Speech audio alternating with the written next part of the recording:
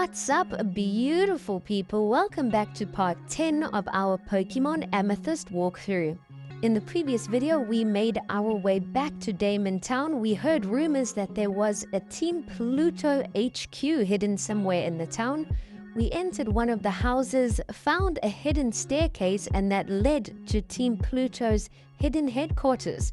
We then had to work our way through all the different floors in order to find 4 keycards in order to reach the Team Pluto boss Curtis.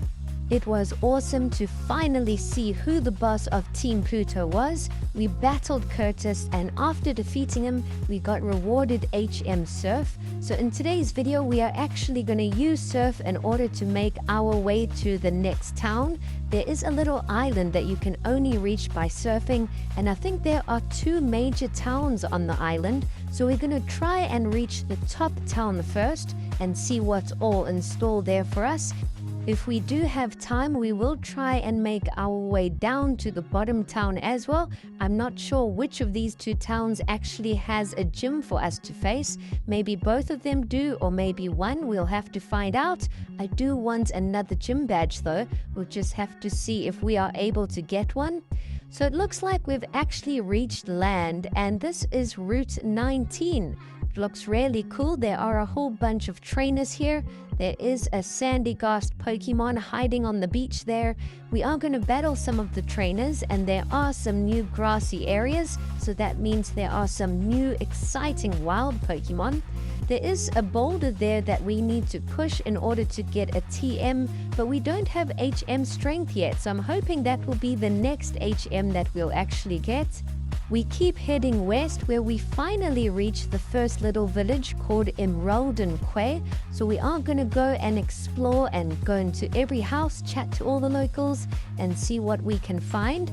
We go and heal up our Pokemon at the Pokemon Center and chat to everyone in here too.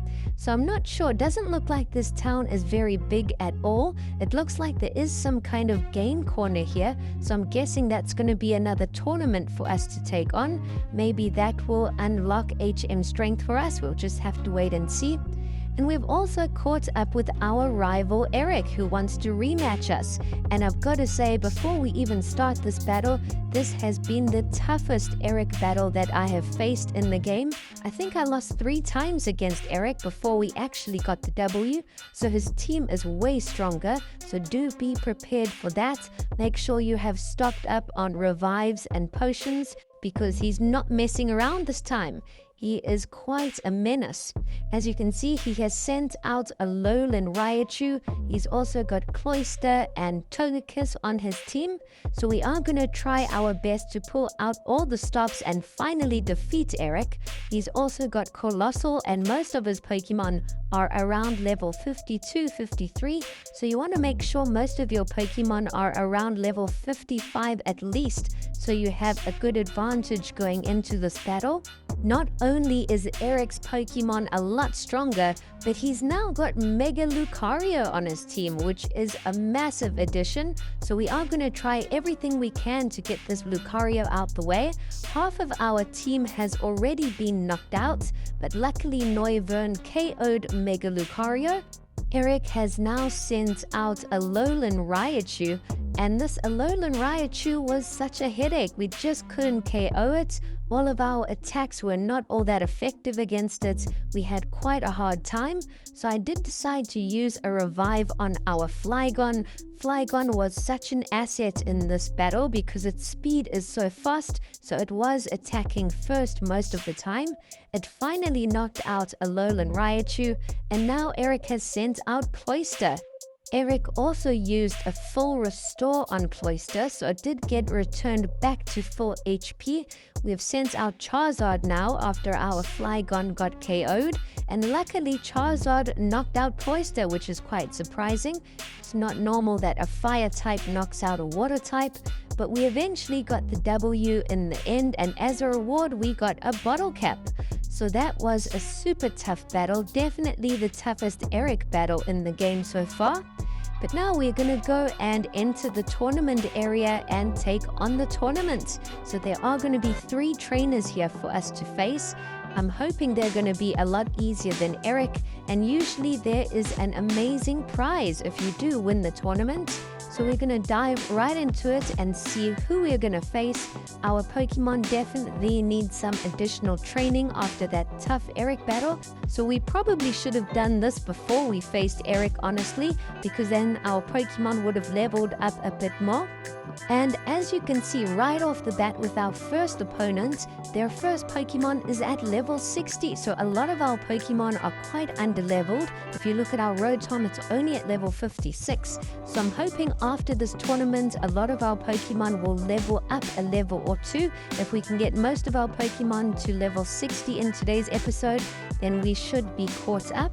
Luckily, the first trainer only has 3 Pokemon, so that is a lifesaver. We've defeated the first trainer already, and the second one is out. And again, their Pokemon are also at level 60, so it looks like that's the level that we currently need to be at.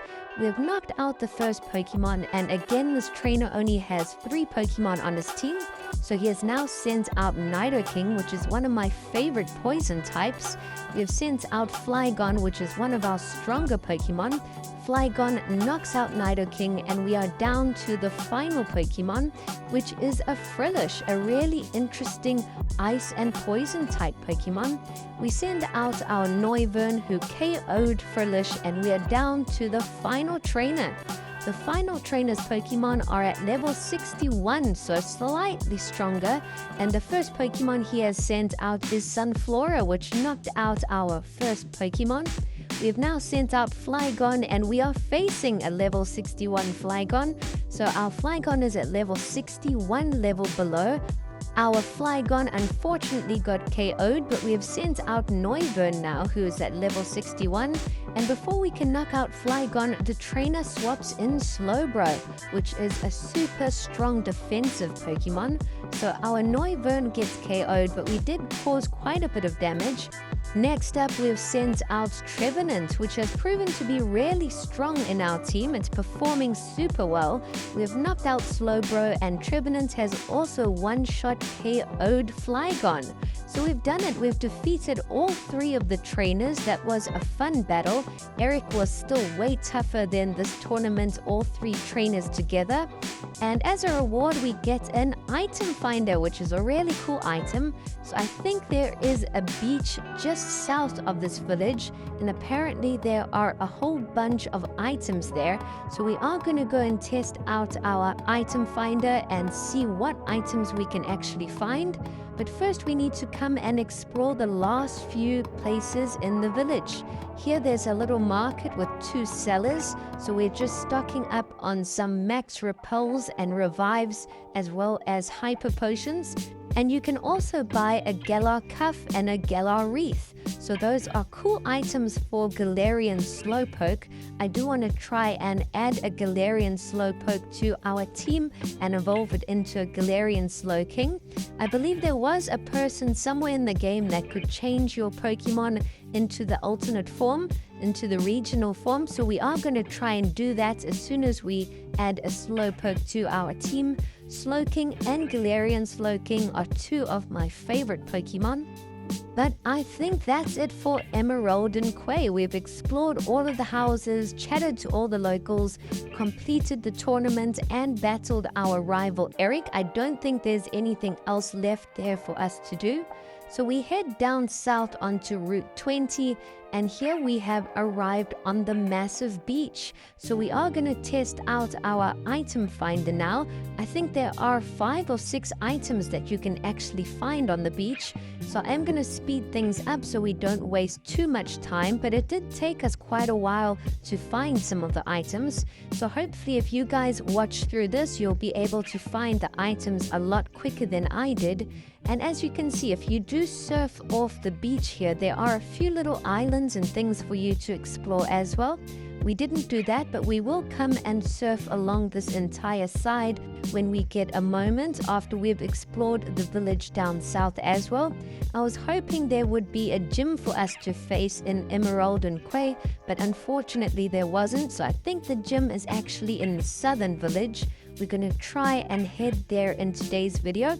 If we can't reach it this way, we're going to have to go and fly back to the mainland and try and surf from the southern side and see if we can reach the town that way. Whilst exploring Route 20, we just found that signboard. So it says if you head east, you will reach Victory Road, which you can only go through once you have all 8 gym badges. And then they said if you go down south, you will reach Mimit Jungle. But unfortunately, there's a whole bunch of boulders blocking the path, so we can't actually head down south. We're going to need strength before we can go down through that area. So since we can't go south, we're going to head east to Victory Road and see if there is some kind of path around that we can reach the southern jungle. But it looks like we're at a dead end. So we're going to have a quick look at the map. And as you can see, there is a tiny little island that looks like it has a town in the middle. And then there is the southern town. So now we're going to fly all the way back to our hometown. And then I think in the next episode, we'll leave from there and surf across and maybe stop off at that little island first. But that's all it's going to be for this one. Thanks for watching.